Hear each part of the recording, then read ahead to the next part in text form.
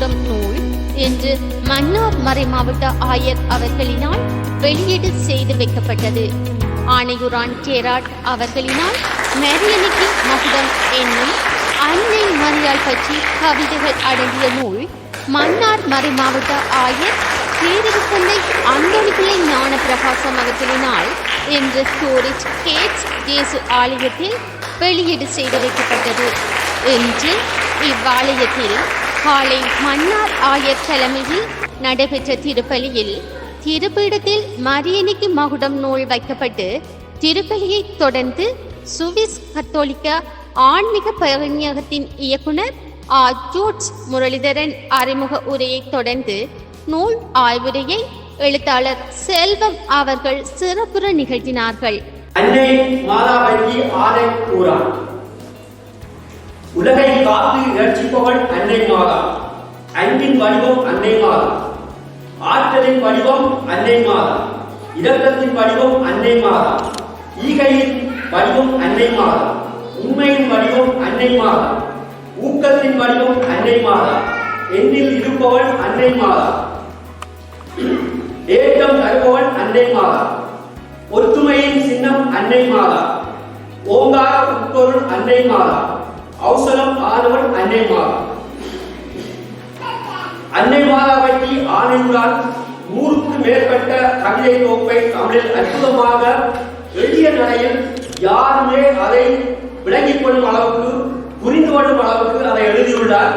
இதுல என்ன சிறப்புன்னு சொன்னால் 4 பத்திகளாக எழுதியிருக்கிறார். இவர் எங்களை அன்னை மரியாவின் பாதத்தில் கொண்டு சேர்ப்பதற்கு இவர் ஒரு ஊடகமாக ஒரு வழிகாட்டியாக இருக்கின்றார். இந்த கவிதை நூலை நீங்கள் வெறுமனே சொல் வாசித்து அதை புரிந்து கொள்வது மிகவும் கஷ்டம். நீங்கள் அந்த சொல்லை பொருளாக மாறும், சொல் பொருளாக மாற வேண்டும், பொருள் உணர்வாக மாற வேண்டும். அப்பொழுதுதான் இந்த அன்னையினுடைய அவருடைய தாலாட்டு உங்களுக்கு வெளிப்படும்.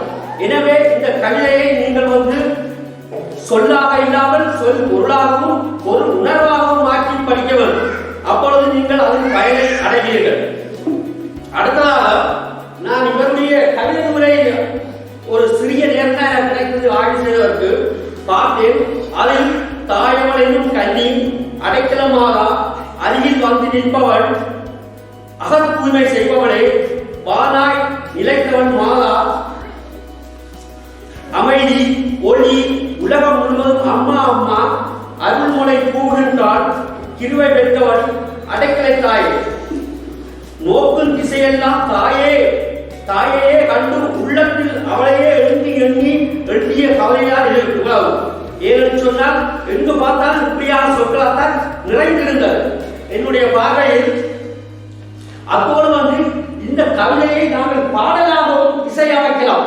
அப்படியான நல்ல ஒரு சொல்லாமல் மாதாவை போற்றுகின்ற சொல்லாமல் இந்த அடிப்படையில் நாங்கள் இதை பாடலாகவும் பாடலாம் என்று என்னுடைய கருத்து.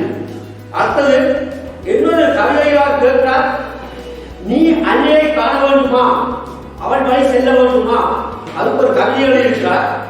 தேடி நீ திரிய வேண்டாம், திசை தோறும் அறைய வேண்டாம், கோடி செலவு செய்து கொள்ளவும் வேண்டாம், ஆடியும் பாட வேண்டாம், கூடி நீ கோஷமிட்டு கூத்தும் ஆட வேண்டாம், அன்னையை நினைத்தால் போதும் அருகே வந்து நிற்பாள் என்று ஒரு கவிதை ஒன்று.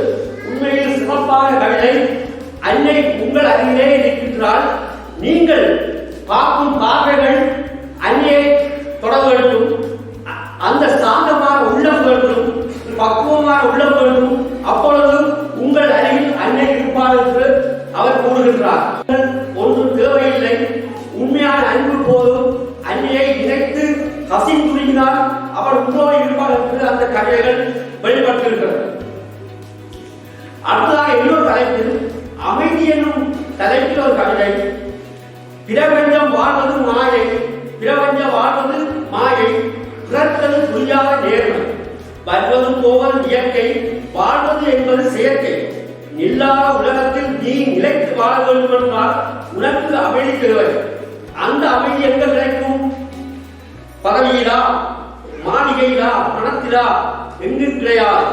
நீ நேராக சென்று அன்னை முன் மகிழ்ந்து அவளை மனமுருகி வேண்ட வேண்ட அவள் எப்போதும் உன் அருகிலிருந்து உமக்கு அமைந்தவாள் என்ற அந்த கவிதையுடைய உள்ளாளம் உண்மையை எனக்கு ஒரு ஆச்சரியத்தை கொடுத்திருக்கின்றது. அதோடு திருவள்ளுவர் ஒரு குரல் எழுதியிருக்கிறார். கற்றதினால் ஆன பயனென்பது பாதறிவன் நற்றா தொழா எனின். அப்ப கல்வியினுடைய நோக்கமே மாதாவினுடைய இறைவனுடைய பாதத்தை அடைவது. அப்படி என்றால் எப்படி? கல்வி கற்க கற்க எங்களுக்கு அறிவு மேம்படும். அறிவு மேம்படும் பொழுது ஒழுக்கம் ஏற்படும். ஒழுக்கம் வளர வளர அன்பு வளரும். அன்பு வளர வளர இரக்கம் ஏற்படும். இரக்கம் ஏற்பட்டால் துறவு ஏற்படும். துறவு ஏற்பட்டால் தான் நாங்கள் இறைவனை மாதாவின் பாதத்தை அடையலாம் என்று அவர் இங்கே கூறியுள்ளார். அடுத்த இன்னொரு அஞ்சும் மனசுக்கு ஆறுதல், நெஞ்ச துயருக்கு தேர்தலும், பஞ்ச பசியல் கீழலும், பஞ்சமின்றி வழங்குவாள் மாதா. இவ்வளவோ இயற்கை அலுவலர்களிருந்து இவ்வளவு பேரை காப்பாற்றி இருக்கின்றால், எனவே அன்னையை நீங்கள் உண்மையில் நேசியுங்கள், அன்னையை மன்றாடுங்கள், அவர் உங்களுக்கு எல்லாமே தருவாள் என்பது இவருடைய கவிதை தொகுப்புகள். இவர் உண்மையில் ஒரு சிறந்த ஒரு வழிகாட்டி.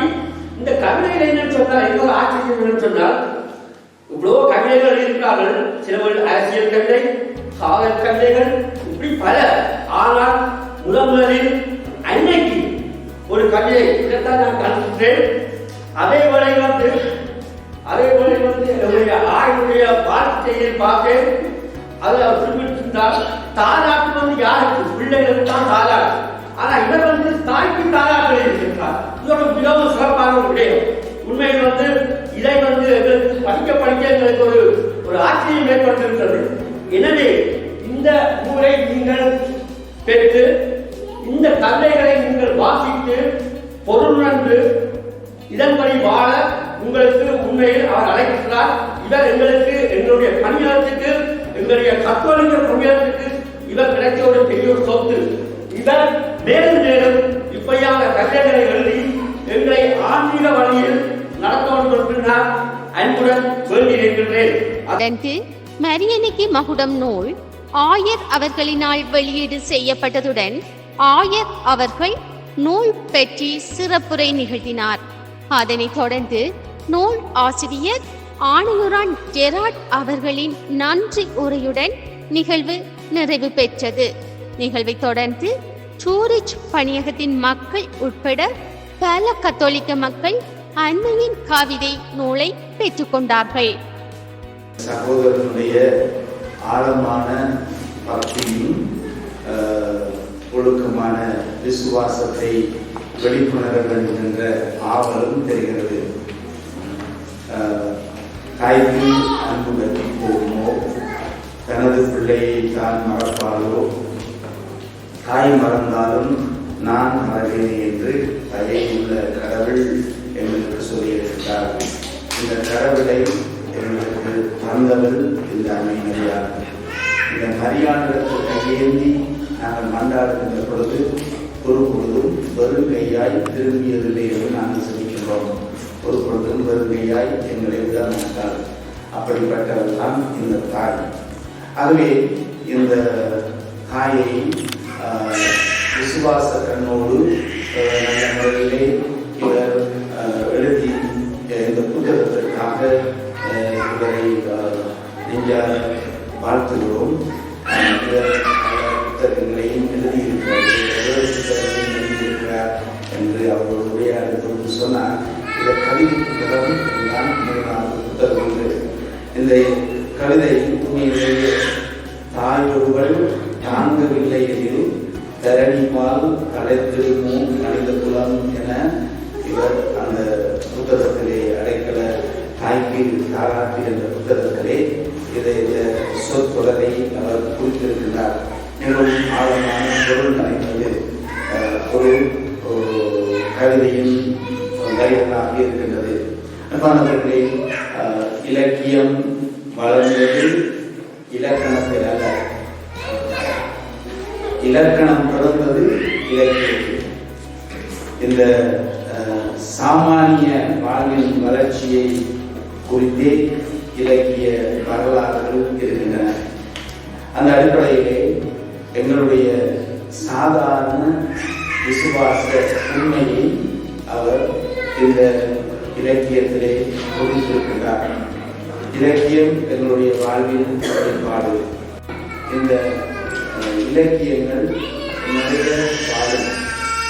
எங்களுடைய இந்த வாழ்க்கை சரித்திரமும் நிச்சயமாக உங்களுடைய சுவிஸ் நாட்டிலே உங்களுடைய வாழ்க்கை சரித்திரமும் ஒரு கணக்கு இலக்கியமாக அது மாறும். ஆகவே இந்த வேளையிலே சகோதரன் ஜெராட் அவர்களை பாராட்டுகிறேன். அவருடைய குடும்பத்திற்கு நன்றியும் ஆசிரியர் கூறுகிறேன். இந்த இடத்திலே பல விதமான வேலைப்பாடுகள் மத்தியிலும் அவர் தன்னுடைய சிந்தனை திறனை விசுவாசம் அவர் வைத்திருக்கின்ற மாதாவில் வைத்திருக்கின்ற அந்த ஆழமான விசுவாசத்தை அழகிய முறையிலே தனக்கு ஆண்டவர் தந்த இந்த அழகிய அந்த அற்புதமான செயல்திறனை இந்த புத்தகத்தின் ஊடாக அவர் கொண்டிருக்கிறார். அடிப்படையிலே இதுதாச்சுதன் பரிசுத்த ஆவி என்ற 3 கடவுளுடைய வணக்கமும் அந்த இயேசு மாதிரி சூசை என்கின்ற அந்த வார்த்தையில் உள்ளடக்கியதுமே என்னுடைய விசுவாசம். ஆகவே இந்த வேலையிலே மீண்டும் மீண்டுமாக அவரை பாராட்டுகிறேன். அவருடைய முயற்சி தொடர வேண்டும். இன்னும் அதிகமாக நீங்கள் சுவிசிலே இருக்கக்கூடிய நம்முடைய கத்தோலிக்க மக்களுடைய வாழ்க்கையை நீங்கள் ஒரு வளமான இலக்கியமாக மாற்றுவீர்கள் என்று நம்புகின்றோம். ஆகவே அது ஒரு நாள் வாழும். உங்களுக்கு நன்றியும் உங்களுக்கு வாழ்த்துக்களும். இன்னமாக இந்த வேளையிலே நான் இருக்கின்ற பொழுது ஒரு உணர்வு நிறைய பேர் சாதாரணமாக உங்களுடைய விசுவாசத்தை நீங்கள் இவ்வளவு பேர் வந்து இந்த ஞாயிற்றுக்கிழமையை கலந்து கொள்வதையும் இந்த சிறிய பிள்ளைகளையும் பார்க்கின்ற பொழுது சந்தோஷமாக இருக்கிறது. ஏதோ நம்ம ஊருடைய இருக்கிற மாதிரியான ஒரு உணர்வு, என் வெளிநாட்டில் இருக்கிற மாதிரியான ஒரு உணர்வு இல்லை. ஆகையினாலே உங்களை வாழ்த்துகிறேன், பாராட்டு.